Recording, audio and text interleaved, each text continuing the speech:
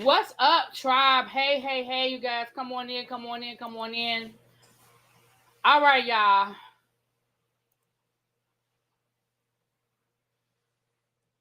Whew. All right, how's it going, y'all? Let me say hi to the people coming in. Hey, Amber. Hey, Cool Gamer. Hey, Mimi. Raven, how you guys doing? You just finished. You finished it just in time. You just finished it too, girl. I just finished it about maybe 15 minutes ago. Hey, so hey, Cookie, what's up? So let me say this. I'm gonna give it. I'm gonna give it a B minus, and I'm gonna tell you why I'm gonna give it a B minus. I'm gonna give it a B minus because I feel like for as much as they addressed and they talked about, I feel like it was a lot of stuff they never really finished up. If that makes any sense, and I'm gonna give you examples as we go through it. I will say this though: this documentary was done by her daughter, and some other people, and so whenever you're dealing with the family, there's certain things they're going to preserve, and as they should. Everybody doesn't need everything about from you. So yes, there are things that should be preserved. You know what I'm saying? Yeah, the documentary is on HBO Max or the Max. Um, I didn't have to re-download the Max though. It just transferred. It transferred everything, so that was good. Um, I got a bunch of notes, so let me get into these notes, child. Okay, look at this. I got 3 pages of notes. Okay. Now, I will say this because Donna Summer was during the era, Unsung would have done a better job. Did they do it Unsung with Donna Summer? If they haven't, they should. Even though technically Donna Summer ain't unsung. I mean, the whole premise of Unsung was kind of like one hit wonders or people who never got their flowers while they were in the pinnacle. And I mean, it's gotten away from that because it's been going on for so long. Now they just do basically profiles on people. But and I'm saying Donna Summer, and I'll get to as we go now, as we go through the list. But first of all, so we're talking about the documentary on Donna Summer. It's called Love to Love You Baby. It's on HBO. Okay, it's pretty new. I think it just came out like within the last week. Or last 2 weeks or something.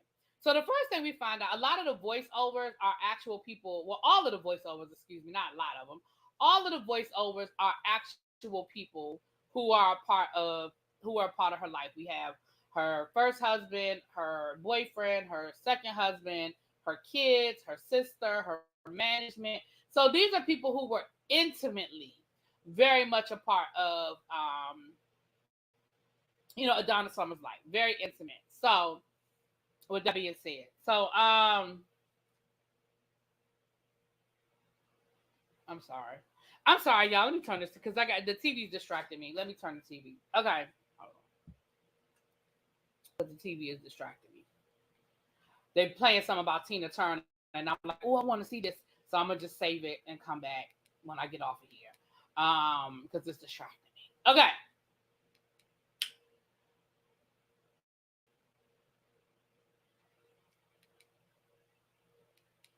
I'm trying to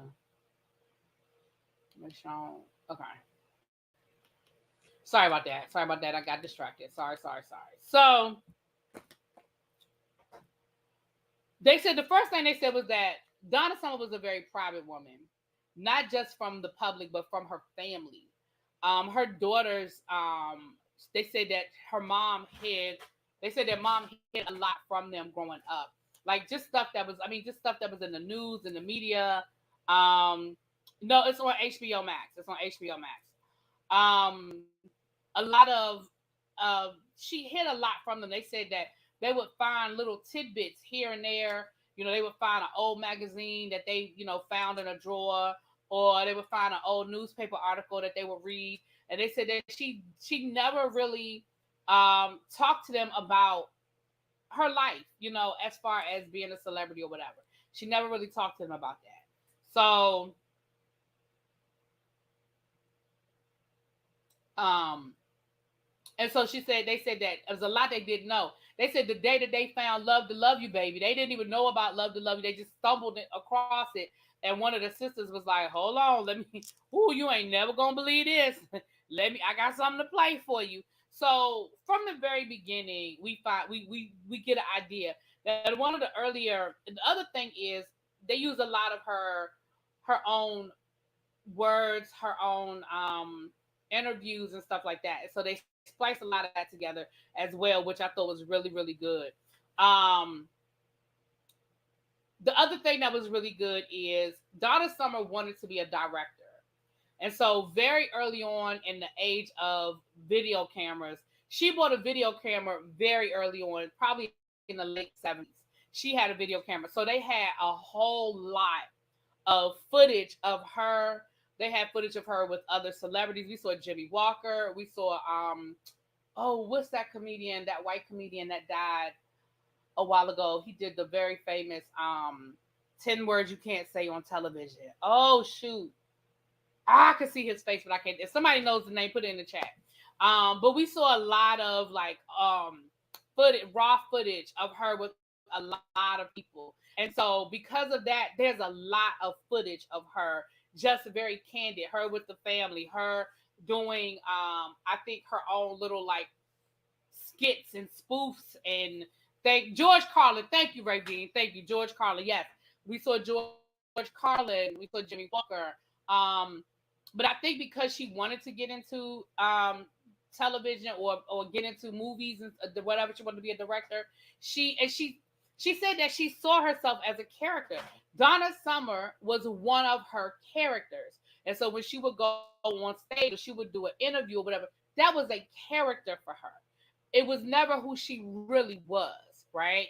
Um, and you so that was the great thing, is that there was a lot of footage, and we saw her very we saw a lot of home movies, and we saw her um very candid and very free. She was funny. She called herself a comedian. She was funny, and she used to joke a lot. So that was a good thing to see. That was a really, really good thing to see about her. um All right, Neil Bogart was the guy that put out "Love to Love You Baby," and I'm not gonna say he discovered her, because once I get into her history, you'll understand why I'm saying he didn't discover her, but he did expose her, and he was responsible for her music career catapulting. Now, if you guys remember, you probably don't, and that's fine. A couple of weeks ago, I told y'all that when I was in Pittsburgh, me and Spiller Boy went to go see the movie Spinning Gold. That movie was about Neil Bogart. That was his story. The movie is terrible. I'm just gonna go ahead and tell it. The movie is not a good movie. However, comma, he does you get to know about Casablanca Records from his point of view. By the way, Bogart is not his real last name, child. Anyway, if you see now, my biggest problem with the movie is he starts off the movie. The way the movie is done is basically he's talking to you, the audience, like, you know what I'm saying. And one of the first things he says is,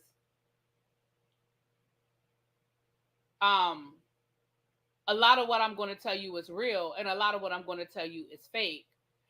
Um, and you just have to kind of figure out what's real and what's fake. So as you're watching the rest of the movie, now I'm sitting here going, like, when you see a movie about somebody's life, you know that Hollywood adds their own spin, but you generally walk out of there knowing that 90% of what you saw was probably accurate. So now I'm watching the rest of the movie, and I'm like, is this a fiction or nonfiction? Is this autobiographical, or is this just a totally made up situation? So when he got to the part about Casablanca Records and Donna Summer and all of that, I don't know how much of that shit was real or fake, because there was this whole scene where he was trying to get Donna Summer to do "Love to Love You Baby, Love to Love You Baby, Love to Love You Baby," and she wasn't quite getting what he wanted.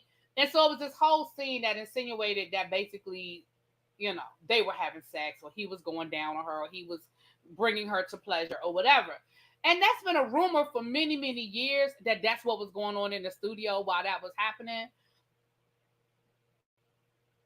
But the movie doesn't clear it up. Now, what the movie does clear up, you know what, Tasha? I don't remember them ever saying. Did they ever say whether Donna is her? I think Donna is her real name.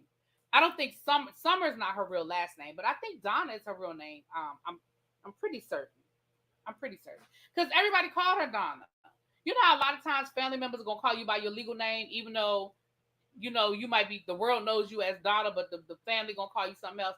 But if somebody else who saw the documentary, if I missed it, let me know. But I don't remember them saying, and I could have missed it, but I really don't remember them saying. Um, but the one thing he did say, they showed a clip of him in the interview, the real Neil Bogart, because he's now passed away. He died in the early '80s. The one thing that he did say was that Donna had already cut the song "Love to Love You Baby," but the song was short. It was only like a 5-minute song, and he said that he released the song and it didn't do anything. Nobody was interested. But then he was playing the song at a party he was having at his house, and every time, thank you, I thought her name was Donna. And every time the song got to the end, people were like, play it again. And he said that's when he realized, oh, wait a minute, the song isn't long enough. Like, the song just isn't long enough. And so that's when they had them recut the song and make it longer, and it was like a 20-minute song. And they basically had to play it at night or play it on underground radio because it was so sexually suggestive that it wasn't played on mainstream radio at all. And that was one thing that was indicative about disco albums. If you go back, I love disco. If you go back to the disco era, that's where you start seeing these long songs. That's where you start seeing these 15-minute songs, these 10-minute songs, these 20-minute songs. That was part of the disco era. Those songs were long. You did not, like if you listen to Motown songs, them songs was 3-4 minutes and that was a wrap. But then when you move into the 70s and you move into funk and disco, the songs got longer because it was more about the music than it was about the artist or really even the lyrics. Because Love to Love You Baby don't have no damn hardly no lyrics. You know what I'm saying? If you listen to a lot of disco songs, the lyrics ain't that deep, okay? But anyway, so they talk about the fact that she was born in Boston in the 1950s, and they talk about how racist Boston was. And they grew up poor. They lived in the projects or what have you. But they were in church. They were that deep church 5 nights a week, 2 times on Sunday kind of family, right? Me too, little baby. That's why I love disco. Like, I love disco. Anyway, so Donna could sing. They found out she could sing. One day she was supposed to sing at church. She opened her mouth and like nobody expected to come out what came out like that. They knew she could sing, but they didn't know she could sing. You know what I'm saying? And that Sunday, baby, she was singing. Okay, she was singing. After high school, she wanted to go into show business. She wanted to do more. At 19 years old, she moved to New York. She said she was only living in New York for a couple of weeks before she was sharing an apartment with like 3 other people. One day, her surname is by marriage. Thank you, Butterfly Rojo. Thank you. She went to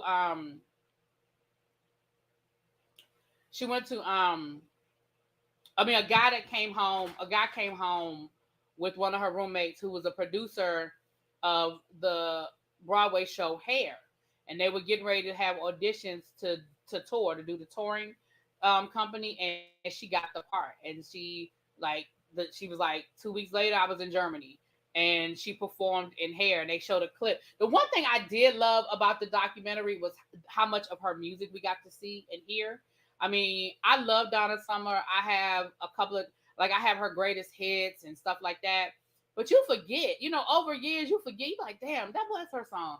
Damn, I do remember that song. Damn, I did like that song. So you got a chance to really hear Donna Summer. You got a chance to see her performing and really hear her throughout her career, and I loved that. I loved that about this documentary, that there was so much of her music in it. So we got it. We saw an actual performance of her in Hair, and once she was in Germany, there wasn't a lot of black women in Germany, and she was actually revered. She got a lot of work. She was doing modeling.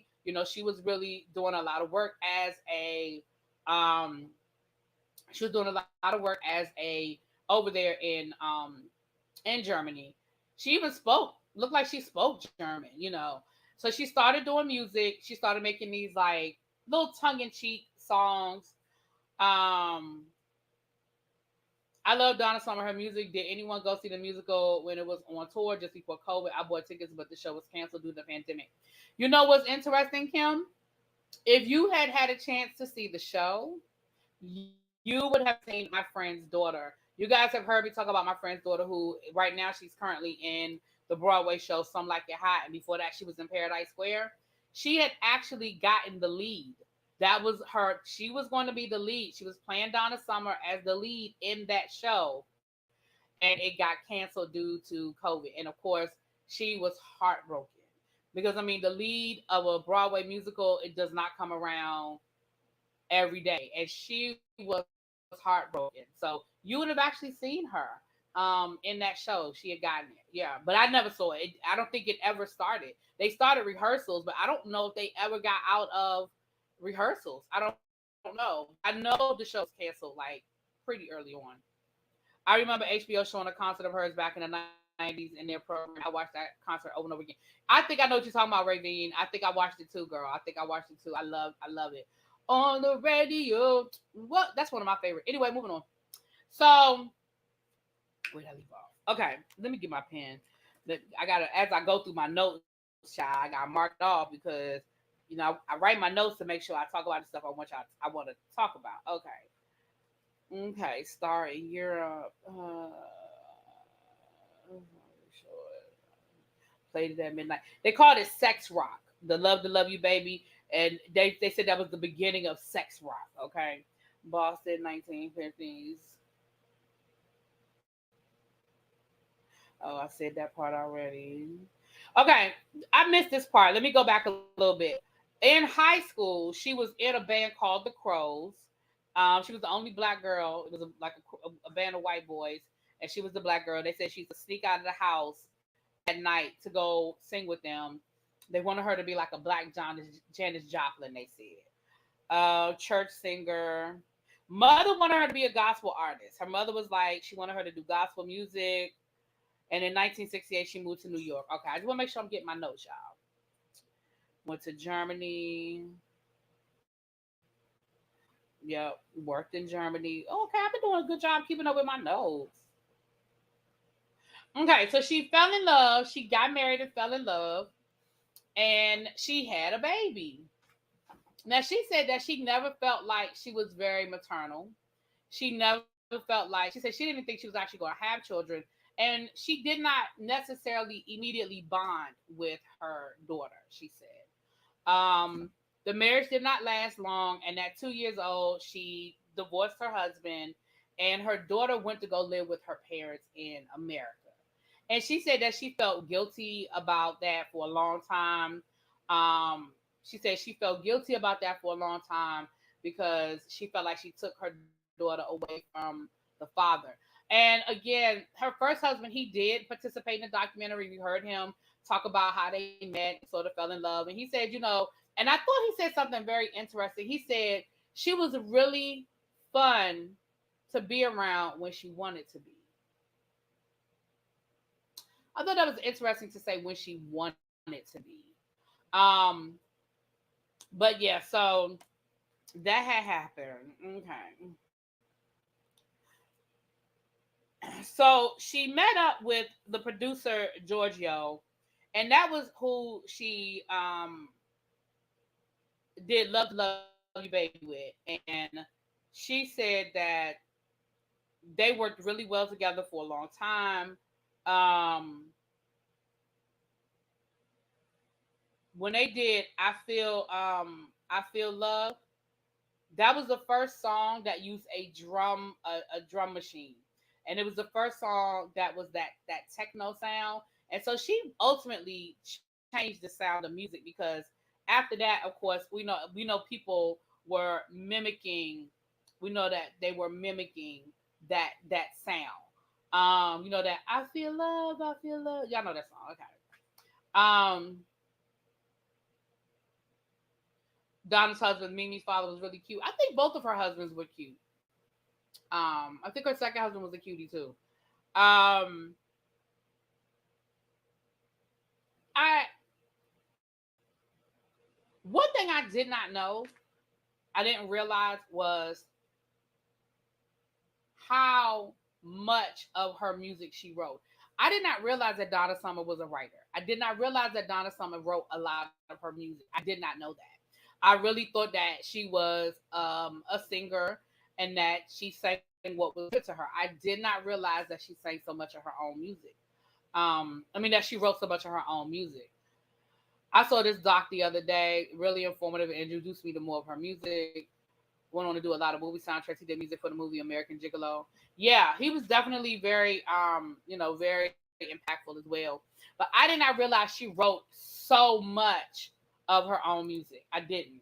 And I knew when they started talking about how much of this song, how much of her music was writing, I knew she was getting cheated. I said, I know good damn well she getting cheated. I know she's getting cheated. And when I heard her talking about, I heard this song, but I knew something was missing, or I was the one that came up with this line, or I was the one that came up with this idea. I said she had a really good eye for music. Like, she had a really good eye for music. Um, but I knew she was being cheated because, again, I remember the other movie with the Neil Bogart guy, and I knew he was cheating his artist. I mean, that was part of the movie about how he wasn't paying his artists, and he was spending all the money and was on drugs and doing all this other crazy stuff. Um, I knew then that she was getting cheated. Um, that's one of the things, Tasha, that they did not get into in the documentary. Um, Later on in the documentary, she did end up suing Neil Bogart and Casablanca Records, and they settled. And I'm sure that that's probably a non-disclosure, so they probably didn't get into what they settled for and what that included. I do not know if she owns any of her masters from Casablanca Records. But when she left Casablanca Records and she went to Geffen, she was the first black woman to be signed. Well, she was the first artist. I'm sorry, she was the first artist, period, signed to Geffen Records. That might have been part of her deal, that she owns her masters from her Geffen contract, but I don't think she owns her music from Casablanca. Now, I don't know that to be a fact, but I don't think so. But she did sue them, and as a black woman in the late 70s, early 80s, suing a record company, and she settled, which means that she got something. She got something out of it, but they didn't say how much. They didn't say. That's the one thing they did not talk about. They did not talk about her money. I mean, they didn't talk about how much she was worth or how much she got, or they didn't. And I'm okay with that. I'm okay with that. But they just didn't get into all of that. They really didn't. Um, From 1976 to 1980, they said she basically was always on tour. She might have been home 2 months out of the year. She was always traveling. She was always on tour and always releasing new music, which is something that's different. Today's artists don't release music like that, but they said she was always putting out new music. She was always on tour. Um,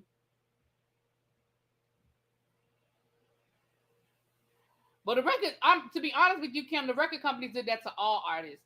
I'm gonna say this: the one place that I'm gonna say that was equal opportunity exploitation is the entertainment business. Now, don't get me wrong. I'm not saying that black artists didn't have it worse than white artists, but if there's one place where everybody got exploited, it was the music industry. White artists got exploited just like the black artists did. Now, again, I'm not, I'm not saying that that there weren't things that were worse off for black artists than they were for white artists. But baby, you want to talk about being exploited, baby? They was equal opportunity. Hold on, y'all. This daggone camera. It was definitely equal opportunity.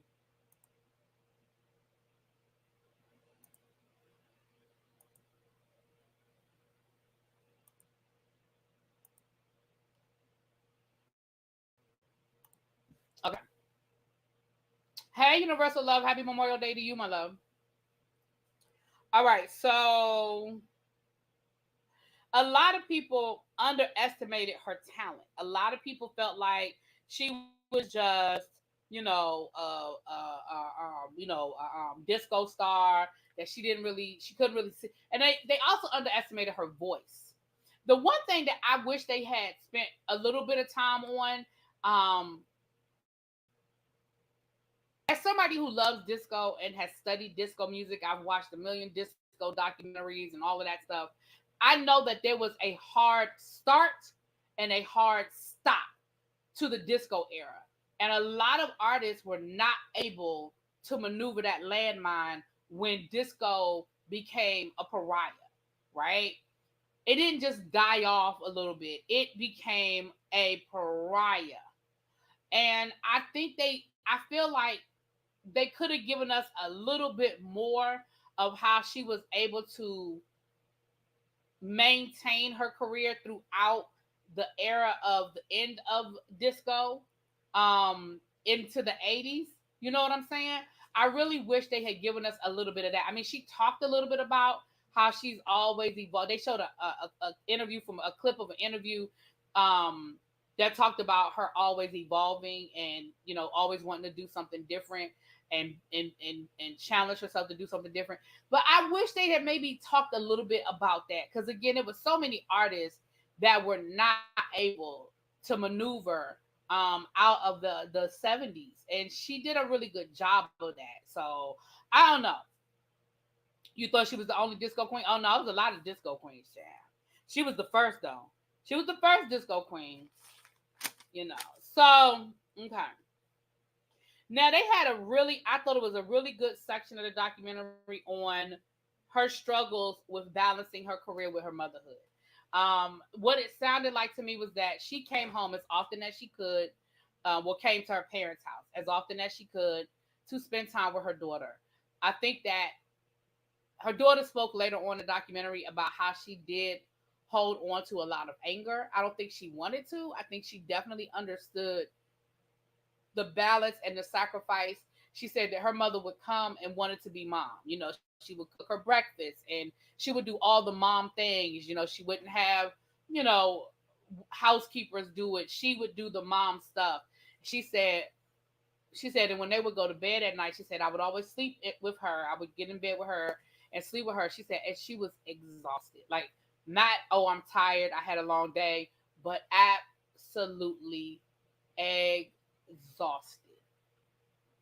And she said that she knows that her mom really did try. She even wrote a song for her. And we saw her perform the song. We saw her oldest daughter on stage with her, and things like that. And so I feel like her kids are really understanding that she tried. At least her oldest daughter, because for the youngest kid, she was a little more present. But for her oldest daughter, it sounds like she was very understanding that she tried, to do both, right? There was a part in the documentary where Donna Summer says, "Money and success does not make you happy," and she talked about just being tired and constantly being on this roller coaster, and you know trying to do all of the things that people expect you to do, that you have to do to maintain this career. And she said, once you get to the end where you've gotten everything you ever thought you wanted, you got the fame, you have the money, you have the accolades, it's and still feeling empty. Still feeling empty. She said that she wasn't ready for fame like this.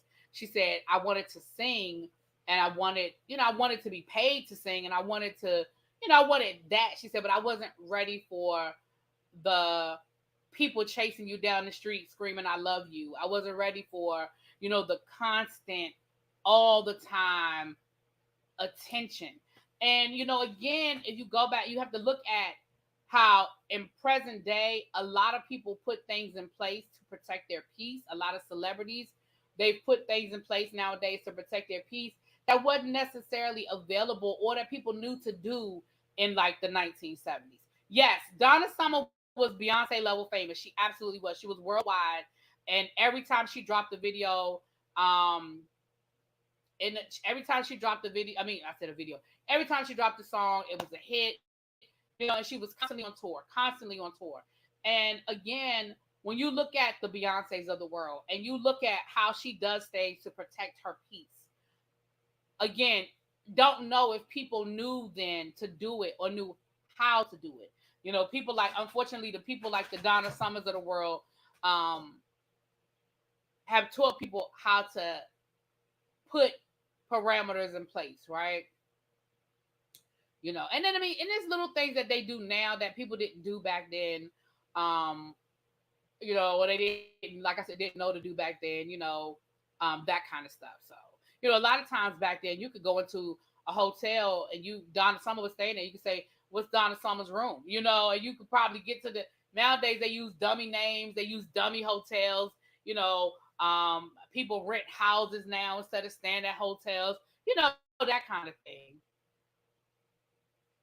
I know that. That's what I'm saying. There was a hard stop. There was a hard stop to disco, and it was that night that they blew up all the disco albums. That's my point. I agree. That's what I'm saying, and that's why I really wish they had talked about that. The fact that she was the queen of disco, the fact that she did rise, she almost created this genre.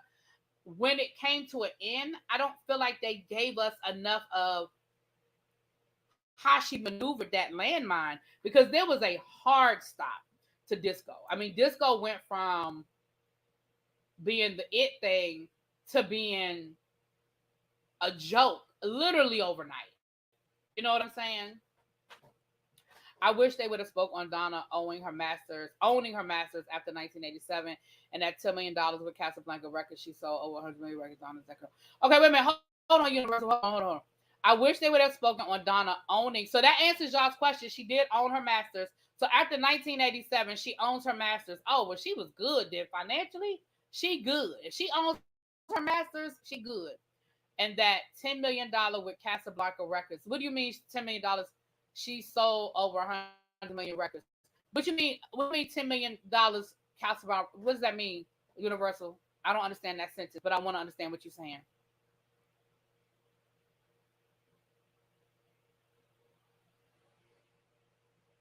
So that answers the question. So she did own her masters after 1987. What do you mean by the Casablanca? You mean that Casablanca? Yeah, we talked about that, Universal, that she sued Casablanca Records and that they settled. So they settled for $10 million. Is that what the settlement was? Okay.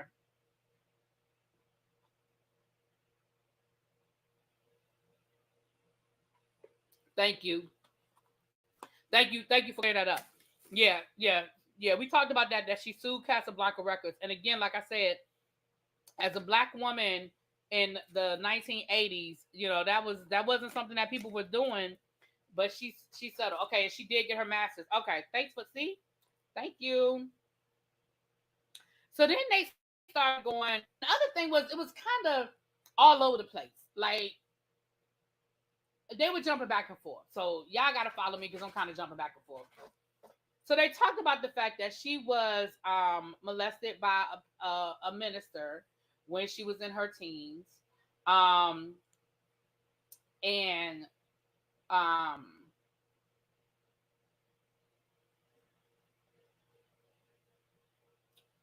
she molested when she was in her teens. And I'm reading y'all comments and I'm thinking, I'm sorry.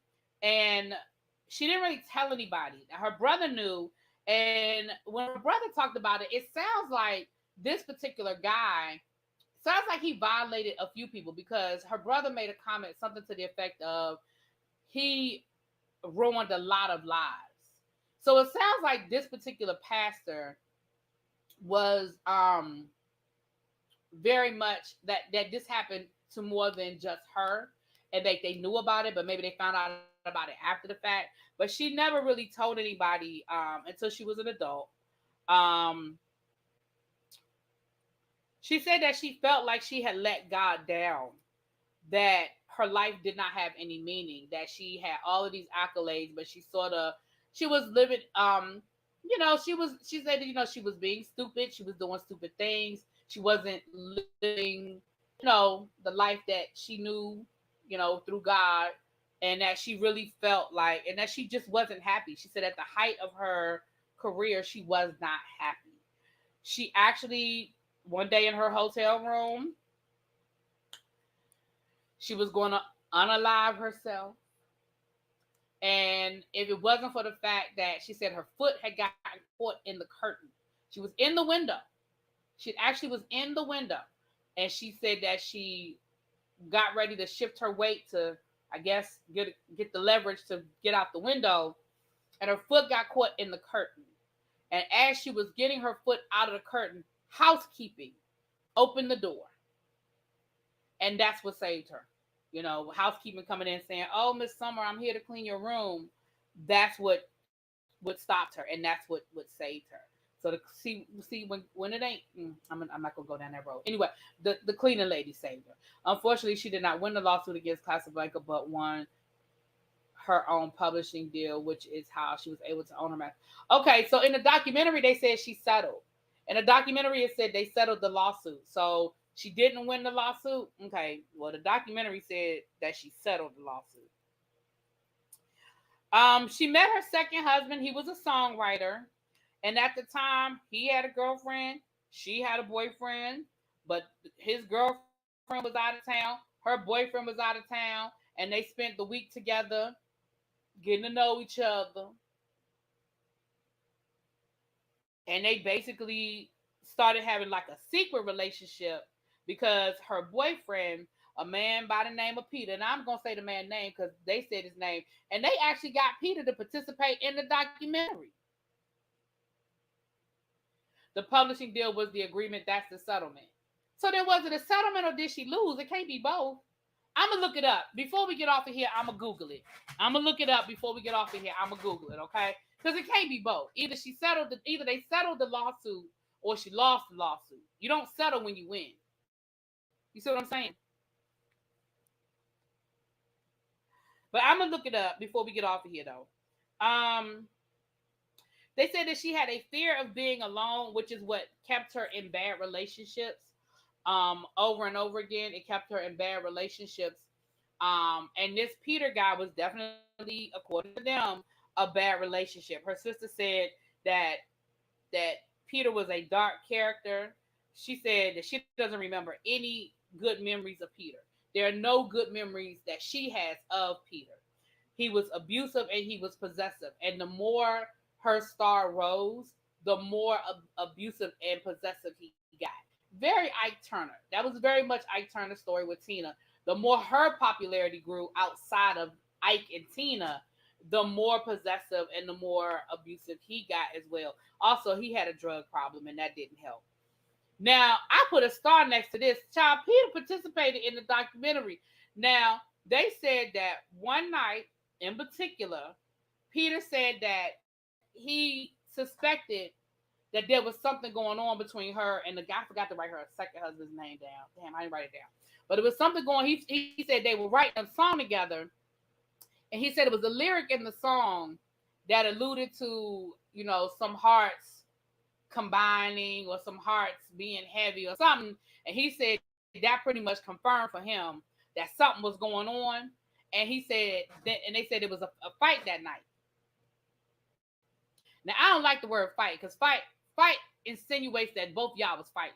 It sounded to me like you was beaten. Okay, they said that he beat her into unconsciousness. She had a black eye. She had broken ribs. She had something else. And she was unconscious. Somebody called her management, and her management got her out of there. They called the police, and he said that was the last time he saw her. Now, the thing I don't like is he was like, affairs of the heart. Thank you, Lauren. He said that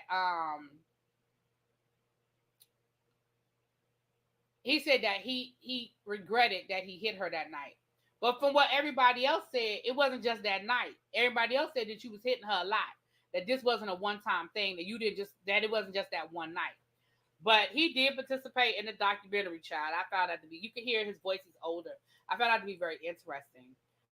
Her daughter was there that night and witnessed her daughter I'm sorry. Let me not say that. Let me rewind that. Her daughter witnessed the abuse. Thank you, Bruce. Was her second? I knew it was a B. I didn't write it down. Her daughter witnessed the abuse. Not that night. Let me take that back. I don't think she was there that night, but she did witness the abuse and the fights. So that's another thing that unfortunately her oldest daughter dealt with. Um, they talked about the fact that she had her sisters be her backup. Her sisters were her backup singers, very a la Tony Braxton. And she said, I was paying women. She said, I was paying for these background dancers. And, I realized one day, well, wait a minute, my sisters can sing. Why am I paying other people when I could be paying my family? I could be paying my sisters. And her oldest sister who participated said that, you know, um, they loved the fact that they were on tour with her because then they could be there to look out for her. They said she didn't have anybody on tour that had her back. She didn't have anybody that was looking out for her. And so the fact once the sisters started touring, that made everybody feel a lot better, like as far as the family and stuff is concerned, because then they felt like she had somebody there for her. Okay, now some of this stuff I already said, so let me go through. Okay, I already said that. Okay, baby, and this is a sound bite from her. She said the music business is like being the R word. She said it's like being the R word over and over again. Um, okay, hold on. After the settlement with Casablanca and signed to Geffen, she owed Casablanca another album, which resulted in her biggest hit, 1980. She works hard for the money.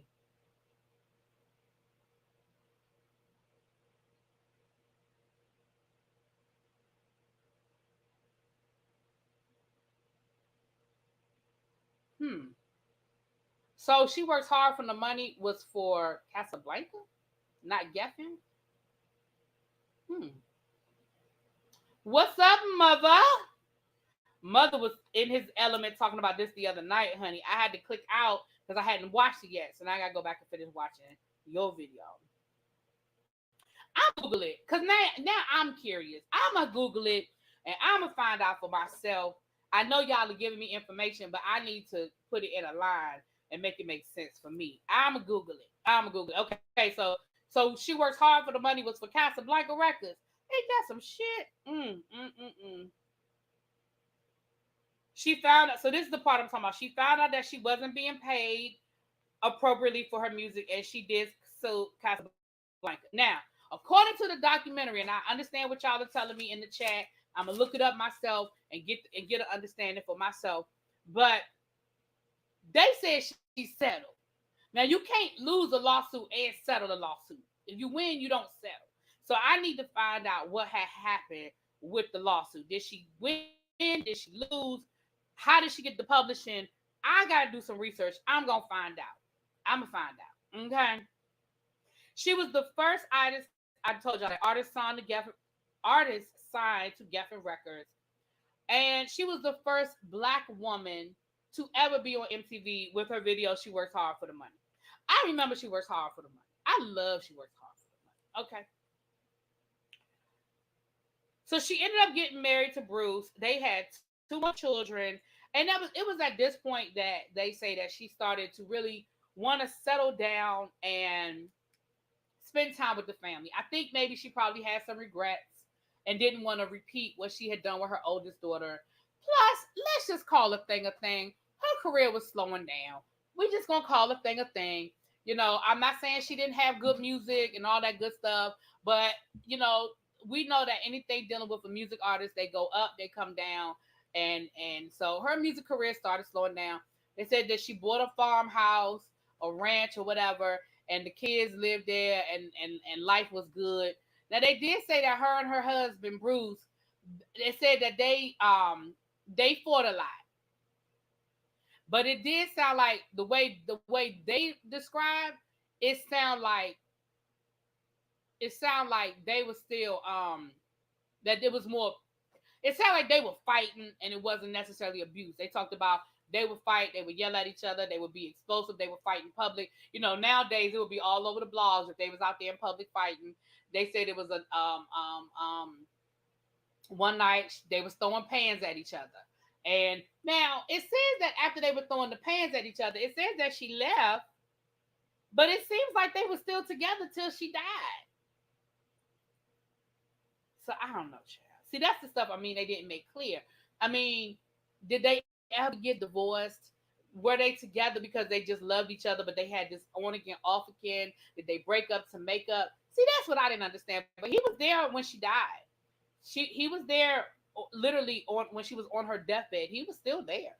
So now her oldest daughter Mimi was also sexually abused by, she said it was a relative of the housekeeper, and she said she never said anything. It wasn't until she was 19 years old that she told her mom. She said that as hard as it was for her to be there, because obviously she was being abused there. She said she didn't leave to go back to her grandparents' house because she didn't want to leave her little sisters. And that was a moment, because they showed the younger sister hearing the story that the older sister was telling, and we saw her break down and cry. She was like, I never knew that. You never told me that. So she basically endured the abuse because she didn't want the abuser to then set his sights on her younger sisters. She said that she did have a lot of anger at this time, that she had a lot of anger, which is to be expected. I mean,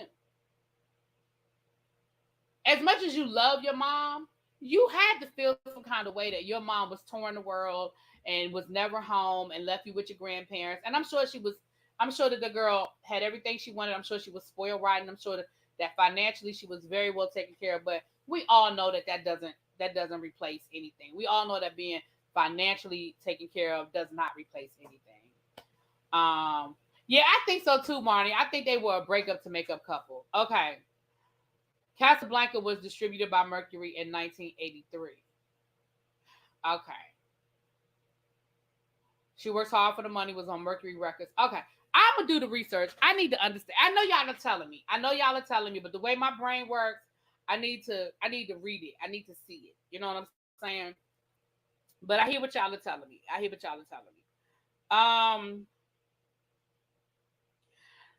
Once she sort of stepped away from music, she got into painting.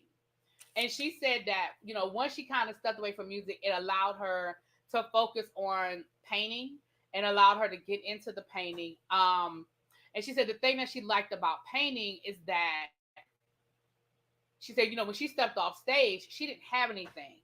There was nothing tangible for her to walk away with when she stepped off stage. She said, whereas with painting, she had something tangible in front of her when she got done doing a painting. And they have a whole room full of her paintings that are signed by her. She has lithographs that are signed by her. If they ever decide to have an auction, I'm sure that her diehard fans would love to have a Donna Summer original, and it's funny how a lot of artists get into painting. Billy D. Williams is a very famous painter. His shoot, I think he probably make more money off of his paintings than he ever made in a movie. Okay. Donna Summer was the first female artist to have 3 back-to-back #1 albums on Billboard 200, and they were double albums. Okay. All right. She then became a born-again Christian. Now, I'm going to be honest with you. I don't know if born-again Christian is the right terminology, because she grew up in the church and God was always very much a part of her life. She might have strayed away. She might have allowed herself to get into the decadent 70s and do things. But I don't feel like I guess born again might be the right term, because she was already a Christian, but then she became a born-again Christian. Okay, maybe born again is the right. Okay. Right, Sylvester Stallone as well. Yes, Sylvester Stallone as well. You're right. So maybe born again is the right word. Anyway, she became a born again Christian. And I think that's another reason why her music career slowed down, because one of her band members that they had him on there, and he said people didn't buy a ticket to get a sermon, and they did show a clip of her on stage in a church. A child, she looked like she was on her way to Sunday service, saying that she had given her life to Christ, and she sang a song. I guess it was a religious song she sang. And I know that she stopped singing certain songs. Like we know she stopped doing "Love to Love You, Baby" and stuff like that. And that may be another reason why things sort of slowed down as well. Because if you wanted to hear all the hits and you show up and you ain't going and you can't hear none of the hits, it's gonna feel some kind of way. Like I know Prince. There were certain songs Prince stopped singing, but he had such a wide catalog. I don't think it mattered. But it was songs like Darling Nikki and Head. It was certain songs he wouldn't sing. But here's what I think really did it.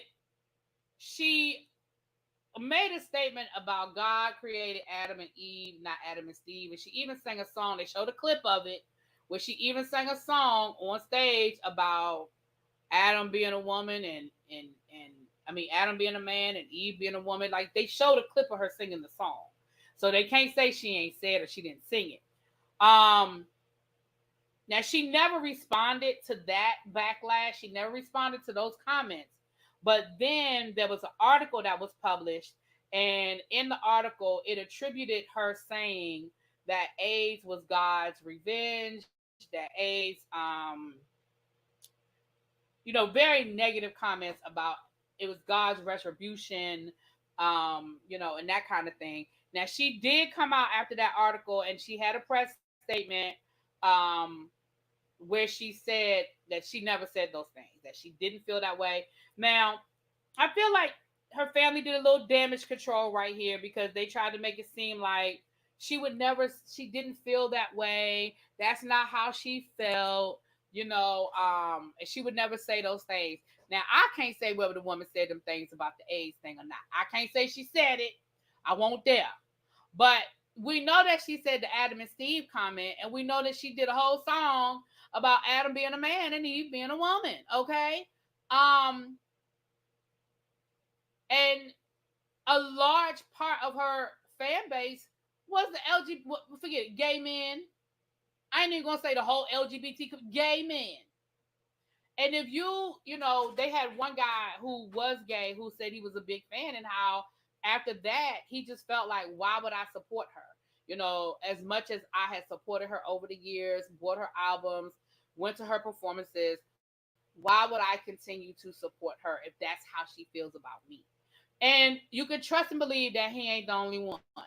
So she lost a lot of her fan base behind those comments, whether she made the comments about HIV or not.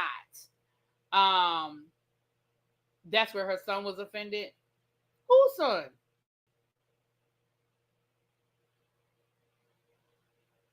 Whose son?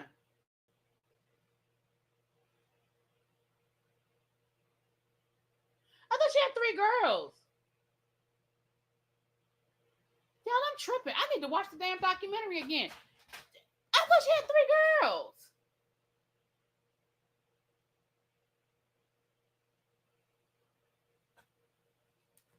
I'm tripping. I thought she had 3 girls, y'all.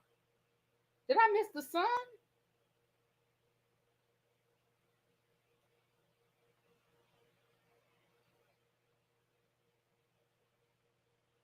It's 2 girls and a boy.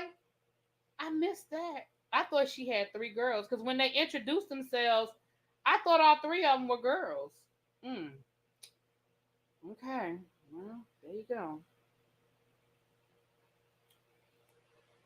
Hold on. Yeah, she had 3 girls. I don't know what. She didn't have a boy. Okay. I ain't tripping. See, thank you, because I was like, how did I miss that?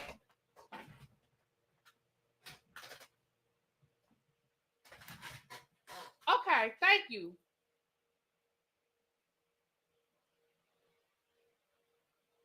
Okay, no, it's no problem because I was like, did I miss that? because I missed the. You watch something one time and you're trying to take notes while you're watching it. Sometimes you miss stuff, so that's why okay. She had three girls. Now that her one daughter was in My Wife and Kids. Oh, was she? Oh wow, I didn't know that. Okay, but yeah, so ultimately though, she sort of kind of did her own thing. Um, she sued $30 million for the $30 million for the article and settled out of court. She only had Mimi, Amanda, and Brooklyn. That's what I thought. I thought she had three girls. Okay, thank you, Universal, because that's actually was going to be my next question. I actually was going to look that up to see if she sued the article, the magazine, over that article, and she should have. If she did not say those things, she absolutely should have sued. Absolutely. If she did not say those things, there was no excuse for them to print that, because it was so incendiary. Especially in that time period in the 80s, 90s. For that, that's the kind of thing that people don't recover from, which I don't think she ever did. I don't think she ever did. I'm about to Google her daughter now. I did not know her daughter was an actress. Hold on, Brooklyn. What's her name? SU. Oh, she popped right up. American actress and director. She starred as Vanessa Scott on a comedy My Wife and Kids, and later played the leading role in the 2006. Hold on. In the 2006 drama film Rain. She has appeared in such films as Alone in the Dark, Turn the Beat Around, and With This Ring, and starred in the NBC action series Taken. Okay. Okay. She played Junior's wife. Oh, okay. Okay. Okay. She said part of it. I believe she made some statements because we know she felt that way. Like, listen, now I'm gonna say this. I enjoyed the documentary, but y'all know I gotta call a thing a thing. She felt that way. She said it. She sang a song about it. They showed it in a documentary. She felt that way. Now, again, to what extent she made those statements and all of the statements, that's another conversation. But she felt that way, you know? And again, I like Donna Summer. I love Donna Summer. I love her music and all of that. And she's not here to speak for herself or defend herself, so I ain't gonna go too deep into it. But what I am gonna say is it does make you think all of those years when the gay community was really the biggest part of your fan base.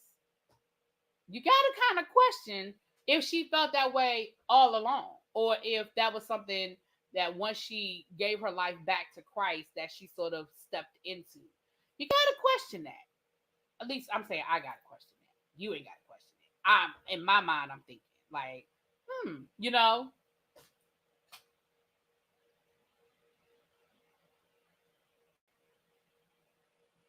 right, right. He was a fan. Yeah, the guy that said that he was offended was a fan. Yeah, it wasn't her son.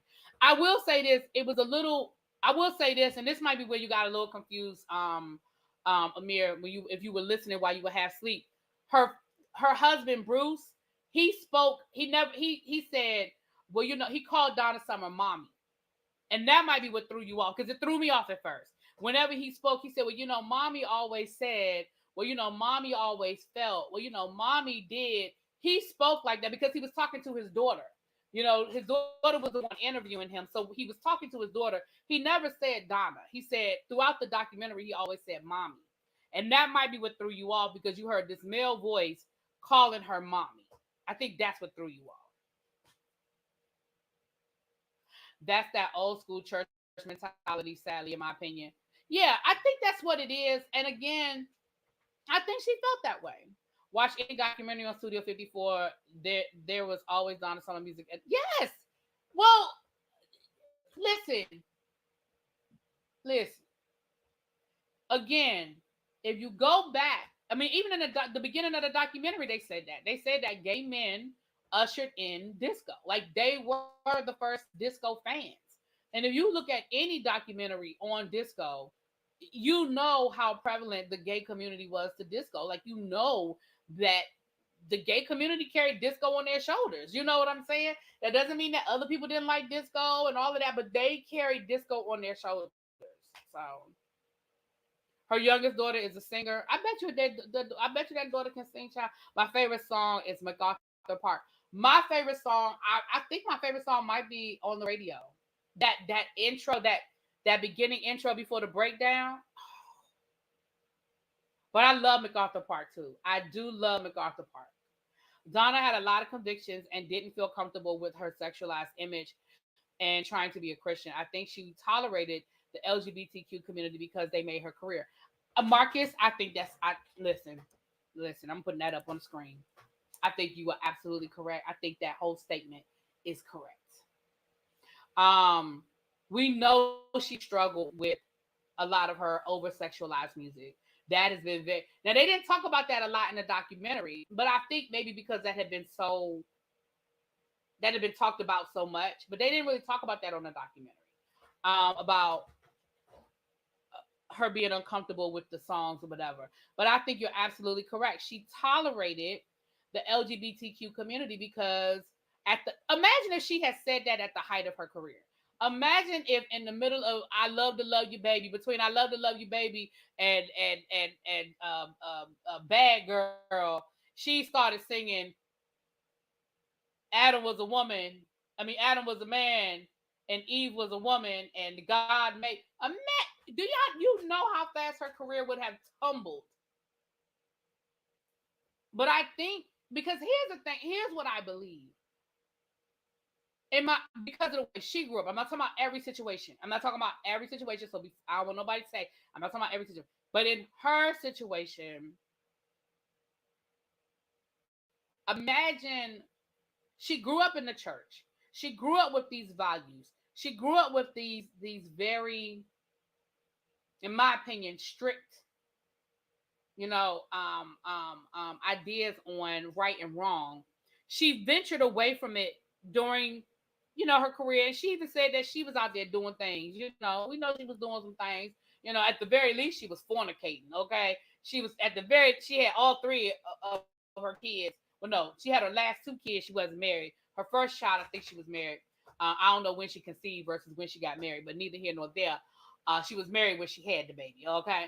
So at the very least, she was out there fornicating. Okay, we know that.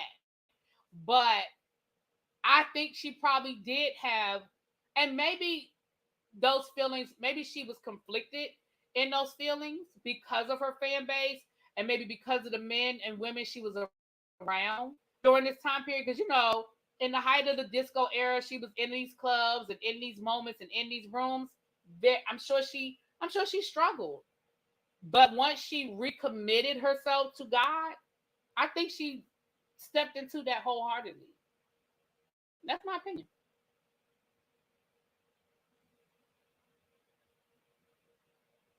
Bad Girls is my favorite album. I think I loved every song on that album. I'm gonna be honest. I don't see. You know what? It's been so long since I've just listened to albums. I listen to songs now. It's been so long since I listened to albums. But MacArthur Park, I think probably out of my Donna Summer playlist, MacArthur Park is probably my third favorite. I think Bad Girls, baby, something about Bad Girls, baby, Bad Girls. See, I wish I could play music. We would be having a whole concert right now. You think Macy Gray is suffering from that right now? She might be. Donna would have been like Isaiah Washington in Grey's Anatomy. He was a star on that show until he showed his homophobia. And I mean, even if you think about a different era, we were living in the constant era that we live in now, with the era of sound bites. Because I had totally forgotten until James said that to me. Because he had forgotten about it too. And, he a gay man. But I had totally forgotten about her saying that. I was younger, so I don't know if I remembered. I don't know if I even knew she had done it. And then James was like, I forgot she said it. So, again, because stuff isn't constantly smacking us in the face like it does now when something happens and we are constantly reminded about it. But it doesn't take away from who she was as an artist. It doesn't take away from the fact that I love her music. She felt how she felt. I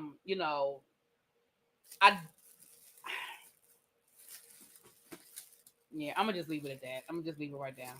I'm gonna leave it right there. All right, y'all. Let me get over here. Let me take me a little 30-minute break before we head on over to Yarrell's house for the Whether You Like It or Not panel. Y'all, it's been a busy, busy day, honey. We had a members only live earlier today. I did a review on Love and Marriage Huntsville. I'm gonna be uploading that. I'm gonna do this research though, Universal and Marcus. I thank y'all for the information. I just need to see it in order. I need to understand what happened. I have so many different Donna Summer songs that I love. Her VH1 special was amazing. Donna Summer's concert album and Last Dance, of course. Yeah. Oh, Last Dance is a good one too. That's the one thing I'm telling you. That's another thing about this documentary that was really, really good. Was that you just got a chance to hear so much music. You got a chance to hear so much of her music. All right, y'all. I'm out. Mwah! I'll talk to y'all later. Cause when I'm mad, now I got it in my head. Now I'm about to sit here and listen to me. I'm about to have me a whole concert up in here.